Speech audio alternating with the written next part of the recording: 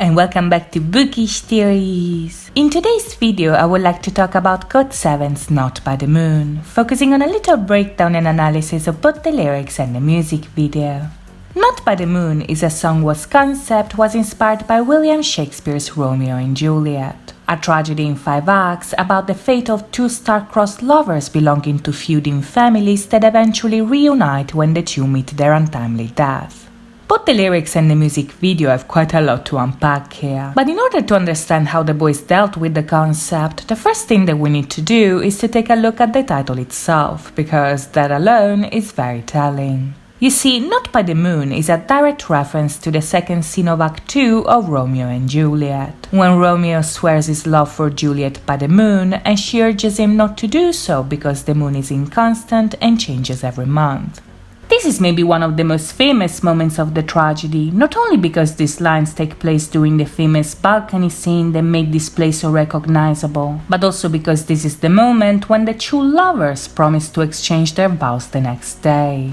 When it comes to the overall plot, we can say that this is a point of no return. Right now, Romeo and Juliet just met and they are confessing their love for each other. But this relationship is already doomed because by choosing their love over their loyalty for their respective families, the two of them are setting a series of events in motion that once started can never be undone. In the play, the contrast between their love and the deadly consequences of their love is conveyed through the contrast between light and darkness, with the imagery associated with birds, and through Shakespeare's use of the concept of time. And this is important because GOT7 uses the exact same elements in their music video. At the beginning, the video opens with a shot of a tent in the desert and the boys standing inside of it with a balcony in the background.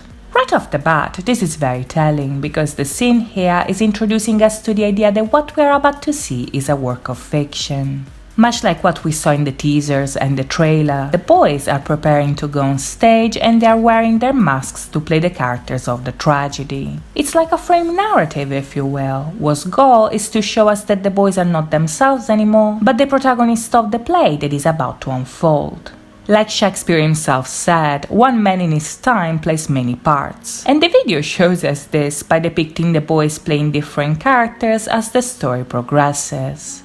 On a general level, we can say that depending on the scene, the boys play either the role of Romeo or the role of Juliet. But as we'll see in a second, some of the scenes also reference other characters of the tragedy. And this is because, as the lyrics show us, the entire comeback is a complete adaptation of the play.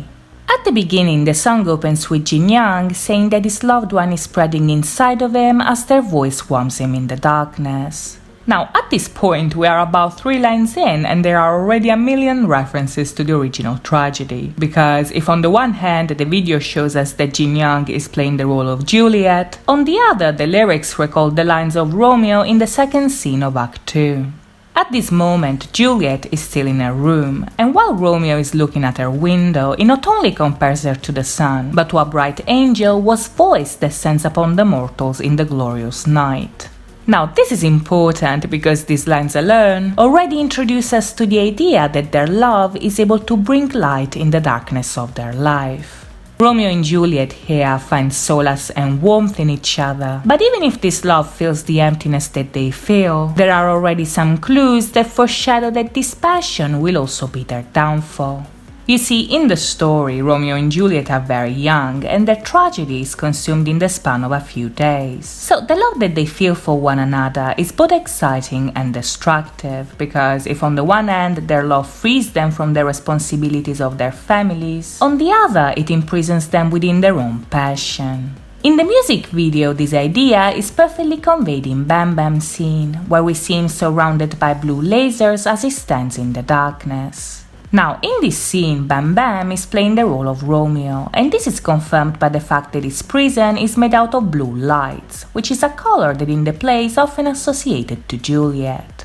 This implies that even if this love colors them and that their union will tie them together, their passion is also a prison, and this idea is perfectly conveyed with the pun between the word die as in color and the word die as in death.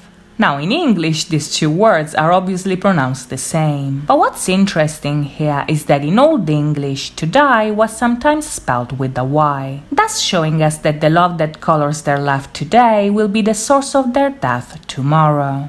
As I mentioned earlier, this concept is also expressed through the contrast between light and darkness, and GOT7 uses this device to convey the very same idea. If you look closely, the video is dominated by black and white, black representing the darkness and white obviously representing the light. And this is a great metaphor for their love brightening their existence, because if on the one hand black implies the absence of color, by definition white is the combination of all colors put together. The problem here is that white is also the color of death. So you can see that both the lyrics and the music video here are already cluing us in on the idea that their destiny is already sealed. For now, however, the love of Romeo and Juliet is still a source of life, and this brings us to Jackson's scene, where Jackson is portrayed on a throne and surrounded by opposing forces. If you look closely, his lines are extremely neutral, meaning that according to the circumstance, what he's saying here applies to both Romeo and Juliet. And this makes sense because Jackson here is playing the role of Prince Aeschylus, which is the ruler of Verona and maybe the only balancing force within the entire play.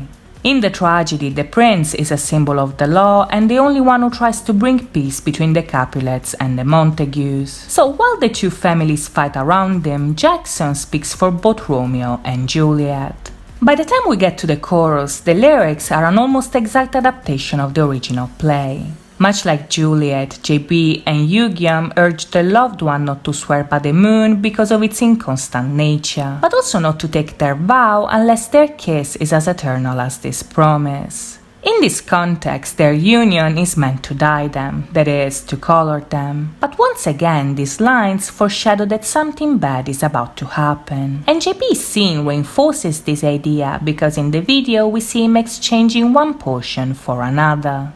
Now, this is an obvious reference to the misunderstanding that leads to the death of both Romeo and Juliet. Because in the story, the girl takes a sleeping potion to fake her own death, but Romeo poisons himself thinking that his wife is really dead. What's interesting here is that during this scene, we also get the first appearance of these hooded figures right here. And this is important because their presence gets more and more evident as the video progresses. Now, this is a really interesting addition because the hooded figures are a reference to a popular theatrical device that was used in a lot of productions of the play during the 20th century. You see, in these productions, the figures were used to convey a sense of dread and impending doom. So they appeared during the prologue that foreshadows the fate of the characters and during the final act of the tragedy, which incidentally is exactly what happens in the case of GOT7. As we'll see in a second, however, these figures are also important to express the idea of time in the video. But for now, let's focus on Eugium. Now, when it comes to his scene, his character is a bit of a mix, because I think that in this case he's playing both Romeo and Friar Lawrence, which is the one who weds Romeo and Juliet, but also the one who gives Juliet the sleeping potion. I'm saying this because Eugium here has a cross earring, a necklace that looks like a rosary, and he is surrounded by plants, which are all symbols that in the play are associated with Friar Lawrence. But the presence of the lightning and the birds also recall Romeo, because if the lightning is yet another reference to the second scene of Act 2, the bird is a recurring symbol that represents the lovers' power over one another as well as their love. During the very same scene, Juliet urges Romeo to go, but at the same time she doesn't want him to leave, so she compares her love to that of a child that has a little bird in his hands but doesn't want to free it even if he should. In her lines, Juliet calls the bird a prisoner, but Romeo replies that he wants to be this bird, thus confirming the idea that they are each other's prisoners. The point here, however, is that they chose to be, because their love colors them and heals their scars. It's like something that frees them from the past and gives them hope for the future. But as Mark's scene shows us, the illusion of light that their love gives them is tainted by the shadows that surround them, meaning that despite their best efforts, the war between the two families will transform their love from a source of light to a source of death.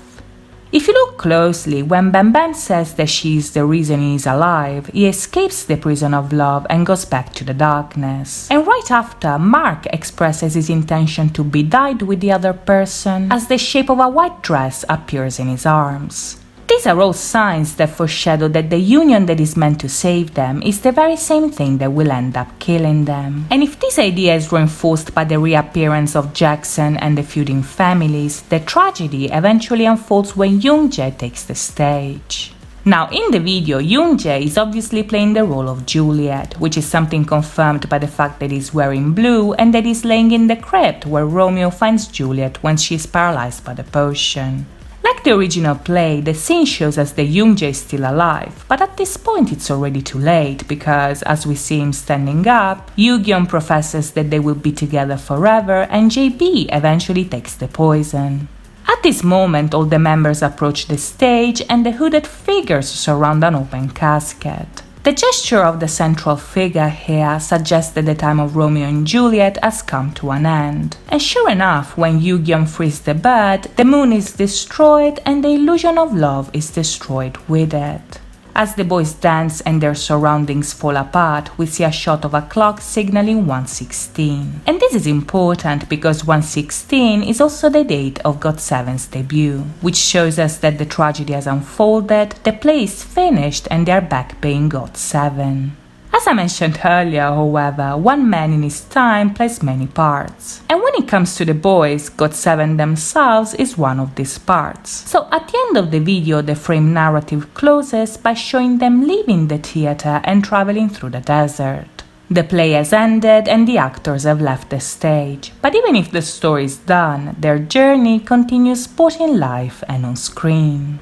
So that's it from me today. I hope you guys enjoyed this video, and if you did, please think about liking and subscribing. As always, thank you so much for watching, guys. I'll see you next time. Bye bye.